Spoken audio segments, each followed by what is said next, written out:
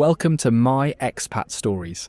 Today we hear from a warehouse manager from Birmingham who thought he'd found love and financial opportunity in the same place. But behind the beautiful smile and promises of guaranteed returns was a carefully orchestrated plan that would cost him £40,000 and 25 years of savings. Here's his story. I'm Stephen. I'm 48 and I watched my entire life savings disappear in the time it took to reset a password that would never arrive. £40,000. Gone. That's my story. Let me tell you how they did it. I've worked in logistics and warehouse management for 25 years. Last 10 with the same company in Birmingham. Never been married.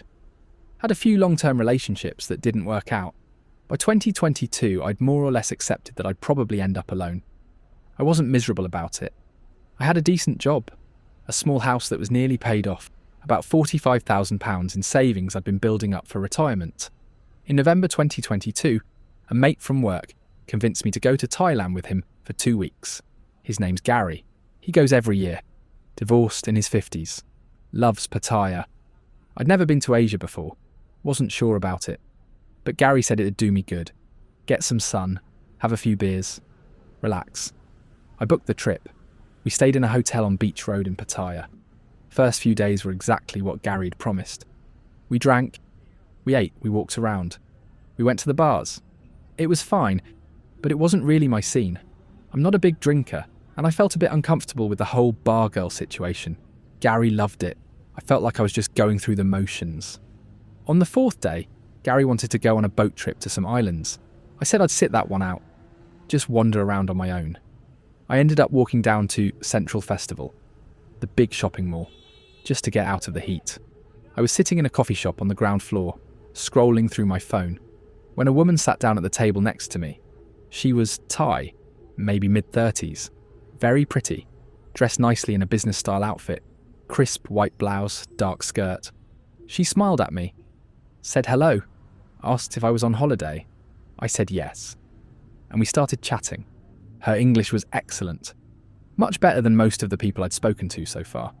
Her name was Chanida. She said she worked in hotel management in Pattaya. She was on her lunch break. We talked for about half an hour. She was easy to talk to. Friendly, not pushy. She asked where I was from, what I did for work, how I was finding Thailand. I asked her about her job, about living in Pattaya. It felt like a normal conversation, not like she was working or trying to get money from me. When she said she had to get back to work, I asked if she'd like to meet for dinner. She smiled and said yes. We met that evening at a restaurant near the beach. She looked beautiful in a blue dress that caught the ocean breeze. We had a great time. She told me about growing up in Nakhon Ratchasima, about moving to Pattaya for work, about her family. She said she had a younger brother who lived in Bangkok and worked in finance. She said her parents were retired and lived up country. Everything she said seemed normal, believable, real. At the end of the night, I paid for dinner and asked if I could see her again. She said she'd like that. We exchanged line messages and agreed to meet the next day. I went back to the hotel feeling better than I'd felt in years. Gary laughed at me, said I was acting like a teenager. I didn't care. Over the next week, I saw Chanida every day. We went to restaurants, walked along the beach, visited temples. She never asked me for money. She never suggested I buy her things. She paid for her own meals half the time. It felt like a real relationship, not a transaction. On my last night in Thailand, she came back to my hotel and stayed with me. The next morning, when I had to leave for the airport, she cried. She said she didn't want me to go. I said I'd come back soon. I flew home to Birmingham and couldn't stop thinking about her. We messaged every day online. She sent me photos of what she was doing, where she was eating, what she was wearing, selfies with that smile. I sent her photos of the grey English weather and my boring warehouse. She said she missed me. I said I missed her too. In January, I booked another trip, 2 weeks in Pattaya. Gary thought I was mad. I didn't care. I wanted to see Chanida again. When I arrived, she met me at the airport. She'd taken the day off work. We went straight to my hotel and spent the whole day together. It felt like we'd never been apart. During that trip, Chanida introduced me to her brother. His name was Kasim. He drove down from Bangkok to meet us for dinner. Younger than Chanida, maybe early 30s. Well-dressed, confident. He wore designer jeans and a watch that probably cost more than my monthly salary. He worked for a financial trading company in Bangkok, something to do with foreign exchange and cryptocurrency. I didn't really understand it, but he seemed successful. He drove a nice car, paid for dinner without even looking at the bill. Kassem asked me about my job, about England, about what I wanted to do in the future. I told him I was hoping to retire in 10 years or so, maybe buy a place somewhere warm. He said Thailand was a great place to retire. He said property was cheap, cost of living was low, and if I invested wisely I could retire even sooner. I said I had some savings but nothing massive. He said it didn't matter. He said with the right investments, even a small amount could grow quickly. I didn't think much of it at the time. Just dinner conversation. But a few days later, Chanida brought it up again. She said Kassem had told her he could help me if I was interested in investing. She said he'd helped a lot of people, including some foreigners, that he was very good at what he did. She said he'd made her a lot of money over the past few years. I asked what kind of investments. She said mainly foreign exchange trading and Bitcoin. She said the returns were very good. I was skeptical. I'd heard about Bitcoin, but I didn't really understand it. I'd always kept my money in savings accounts and a small pension. But Chanida said Kassem was a professional, that he worked for a legitimate company, that he only traded with regulated platforms. She showed me some screenshots on her phone of her own trading account. It showed profits of hundreds of thousands of baht over the past year. The numbers looked impressive. I said I'd think about it. Chanida didn't push. She just said that if I was serious about retiring early, and maybe living in Thailand, it was worth considering. She said Kassem could explain everything properly if I wanted. I said maybe. The next day, Kassem invited us to his office in Bangkok. He said he wanted to show me how the trading worked. No pressure. Just so I could understand. Chanida said we should go. She said it'd be interesting. I agreed. We drove up to Bangkok, about an hour and a half through traffic. Kassem's office was in a modern building near Sukhumvit. It looked professional. Glass doors, air conditioning that actually worked. Reception desk with a pretty woman answering phones. There were other people working there. Computers everywhere, screens showing graphs and numbers that moved constantly. Kassem took us into a meeting room and spent an hour explaining how foreign exchange trading worked. He showed me charts, talked about currency pairs, explained how you could make money when currencies went up or down.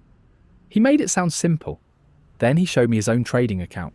He logged in on his computer and showed me his balance. It was over 2 million baht, about £50,000. He showed me his trading history, wins and losses, but mostly wins. Green numbers everywhere. He said he'd been doing this for 5 years, that his average return was about 30% per year. He said if I invested £10,000, I could realistically expect to make £3,000 profit in a year. Maybe more. I said it sounded too good to be true.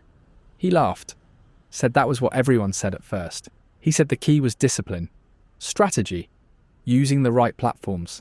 He said most people lose money because they trade emotionally, but he used algorithms and data. He said he could manage my account for me if I wanted. He'd charge a 10% fee on profits, nothing up front. I asked what the risks were. He said there was always risk, but that he used stop losses to minimise them. He said the most I could lose on any single trade was 5% of my capital. He said in 5 years of trading, he'd only had 2 losing months. He showed me statements to prove it. Official looking. Documents with logos and stamps. Chanida squeezed my hand and said she trusted her brother completely. She said he'd helped her save enough money to buy her own condo. She said I should start small, see how it goes. And if I wasn't happy, I could withdraw any time. I thought about it for the rest of the trip. £45,000 sitting in a savings account earning almost nothing. Maybe 1% interest if I was lucky. If Kassem could really make 30% a year, that was over £13,000 profit. In 3 years, I could have over 60,000. I could retire early. I could move to Thailand. I could be with Chanida. On my last day, I told Kassem I wanted to invest £10,000 to start. He said that was a great decision. He gave me the details of a trading platform account to set up. Said once I transferred the money, he'd start trading for me. I flew back to England and set everything up. The website looked professional. Registration forms, terms and conditions, verification documents. A week later, I transferred £10,000. The first month was incredible. Kassem sent me daily updates online, screenshots of trades he'd made, graphs showing profits, explanations of why he'd bought or sold certain currency pairs. Within 2 weeks, my account showed a profit of £800. Within a month, it was over £2,000. I could see it all on the trading platform. The numbers were right there. Updating in real time. £12,000 total balance. 20% profit in 1 month. I messaged Chanida and told her I couldn't believe it. She said she'd told me Qasim was good. She said I should trust him. I did. In March, I went back to Thailand for another 2 weeks. Chanida took time off work and we spent every day together. We talked about the future. She said she loved me. I said I loved her too. I meant it. She said maybe in a year or two, I could move to Thailand permanently. She said with the money I was making from trading, I could afford it easily. Maybe we could buy a house together, start a business, build something real. I said maybe. Qasim met us for dinner again. He showed me my account on his phone. £14,000. I'd made £4,000 profit in 2 months. He said I was doing great. He said if I wanted to accelerate my gains, I should consider investing more. He said the more capital I had, the more I could make. He said some of his clients had turned £50,000 into £200,000 in 3 years. I said I'd think about it. But the truth is, I'd already decided. I could see the numbers. I could see the profits. It was working. When I got back to England, I transferred another £15,000. That brought my total investment to £25,000. Over half my savings. But I wasn't worried. In 2 months, I made £4,000. At that rate, I'd double my money in a year. April and May were good months. Qasim continued sending updates. My balance grew. 28,000. 30,000. By June, my account showed £32,000. I'd made £7,000 profit in 6 months. I was ecstatic. I told Gary at work. He said it sounded dodgy. He said I should withdraw some of the profit, just to make sure it was real. I said I would, but I didn't. I wanted to let it grow. In July, Qasim messaged me. He said there was a big opportunity coming up. He said Bitcoin was about to make a significant move based on some regulatory news in the US. He said if I wanted to maximize my returns, I should invest more capital now, before the price jumped. He said this was the kind of opportunity that only came along a few times a year. He said he was putting a lot of his own money into it. I hesitated. I only had about £18,000 left in my savings. But Qasim sent me charts, articles, analysis from financial websites. He said he was confident. He said this could double my money in a matter of weeks. Chanida messaged me too. She said Qasim told her about it, that she was investing as well. She said we could both make a lot of money. She said imagine what we could do with that kind of profit. I thought about it for 2 days. Then I transferred another £15,000. My total investment was now £40,000. I had less than £3,000 left in my savings account. But my trading account showed £32,000. And if Qasim was right about Bitcoin, I could be looking at £60,000 or £70,000 within a month. I could retire, I could move to Thailand, I could marry Chanida. The first week of August, Qasim went quiet. He stopped sending daily updates. I messaged him asking how the Bitcoin trade was going. He replied saying everything was fine, just waiting for the right moment to take profits. I said okay. Another week passed. I checked the trading platform every day. The balance hadn't changed. It still showed £32,000. I messaged Qasim again. He said there'd been some unexpected volatility, that he was holding the position. He said not to worry. I tried not to. By the third week of August, I was checking the platform every hour, multiple times during my shifts at the warehouse, on my lunch break, before bed, first thing in the morning. The balance still hadn't changed. I messaged Qasim asking if I could withdraw some of my profit. He said it was better to leave everything in for now, because the Bitcoin position was still open. He said if I withdrew funds, it might trigger a margin call. I didn't really understand what that meant, but I trusted him. Then on August 23rd, everything changed. I tried to log into the trading platform and my password didn't work. I reset it. The reset email never came. I tried again. Nothing. I messaged to Qasim. No reply.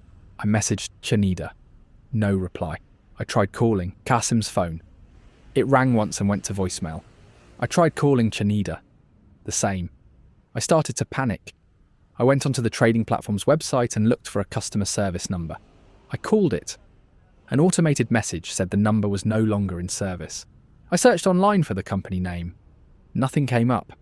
I searched for reviews. Nothing. I searched for the office address Qasim had shown me in Bangkok.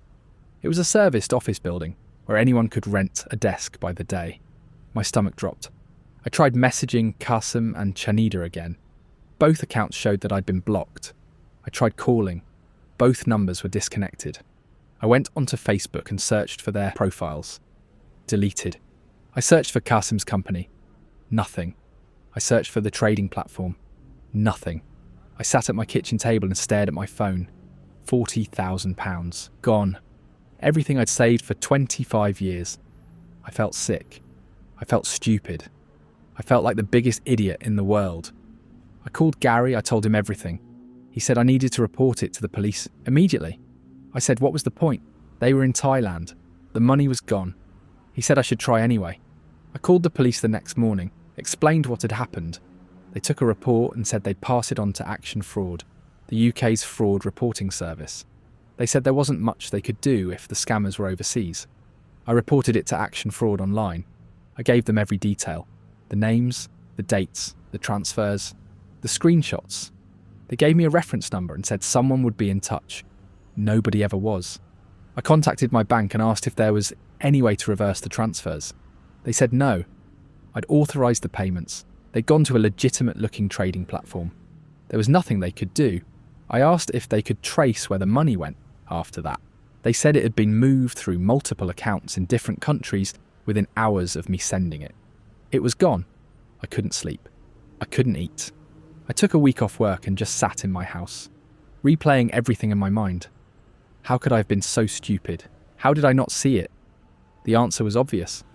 I'd wanted to believe it. I'd wanted the money. I'd wanted the life in Thailand. I'd wanted Chanida. Chanida. I thought about her constantly. Had any of it been real? Had she ever cared about me? Or was I just a target from the moment I sat down in that coffee shop? I didn't know. I'd never know. In September, I got a message online from a number I didn't recognise. It said, "Hello, Stephen, this is Chanida. I'm so sorry for what happened. Qasim lied to me too. He took my money as well. I did not know he was scam. Please believe me." I stared at the message. Part of me wanted to believe her. Part of me wanted to think she'd been a victim too. But I knew better. I replied, "How much did he take from you?" She said 50,000 baht. I did the math. That was about £1,200. I'd lost 40,000. I didn't reply. She messaged again. She said, "I still love you. I want to see you. Can you come back to Thailand? We can start again." I blocked her number. A week later, another message from another number. This time it said it was Qasim. He said there'd been a terrible mistake. He said the trading platform had been hacked, that he'd lost all his clients' money. He said he was working with lawyers to try to recover it.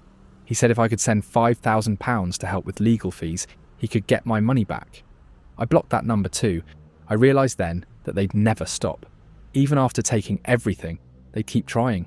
They'd keep coming back, hoping I was desperate enough or stupid enough to send more. I wasn't. I joined some online forums for scam victims, found hundreds of people with similar stories. Investment scams, romance scams, business scams, all in Thailand, all following the same basic pattern. A relationship or friendship, an introduction to someone in finance or business, promises of high returns, fake platforms, and then disappearing. Some people had lost more than me, some had lost less, but we'd all been played. One man in the forum had lost £80,000 in a property scam. Another had lost £60,000 in a fake gold trading scheme. A woman had lost £30,000 to a man she thought she was going to marry. Reading their stories made me feel slightly less alone, but it didn't make me feel any better. In January 2024, I decided I needed to tell my story, not for revenge, not to try to get my money back, but to warn other people. I posted about it on Reddit, on Thailand forums, on travel groups. I wrote down everything that had happened. The coffee shop meeting, the relationship, the brother, the investment, the disappearance. Within a day, I had dozens of replies. Some people said I was an idiot. Some people said I deserved it. But most people thanked me. They said they'd almost fallen for something similar. They said reading my story'd stopped them from making the same mistake. A few people messaged me privately and said they'd lost money to the exact same people. Same names, same story, same trading platform. One man said he'd lost £25,000. Another said £15,000. We compared notes, shared screenshots, tried to piece together how many people Kasim and Chanida had scammed. We counted at least 8. Probably more.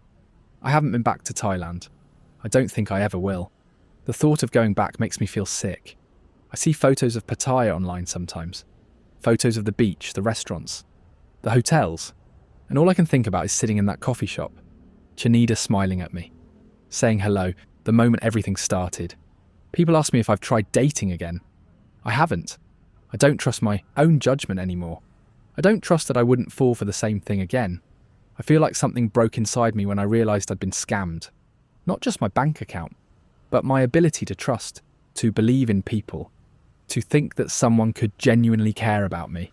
I know that sounds dramatic, but it's true. Gary still goes to Thailand every year. He asked me last month if I wanted to go with him again. I said no. He said I shouldn't let one bad experience ruin the whole country for me. I said it wasn't just the country, it was me. I ruined it for myself. I let my loneliness and my greed cloud my judgment. I ignored every warning sign because I wanted to believe I'd found something real, and I paid for it. £40,000. That's what it cost me to learn that lesson. 25 years of warehouse work. 25 years of saving carefully. Vanished. I still work at the same warehouse in Birmingham. I still live in the same house. I still have the same life I had before I went to Thailand. Except now I'm £40,000 poorer and a whole lot lonelier. That's my story. I handed over my entire life savings to a woman who sat down next to me in a coffee shop, and her fake brother who showed me fake profits on a fake platform. I hope sharing this prevents someone else from doing the same. Thanks for sharing, Stephen. The romance investment scam is one of the most devastating cons in Thailand because it weaponizes both loneliness and hope. Stephen lost everything to people who knew exactly how to make a lonely man believe he'd finally found something real. This is my Thailand stories. Keep your guard up out there.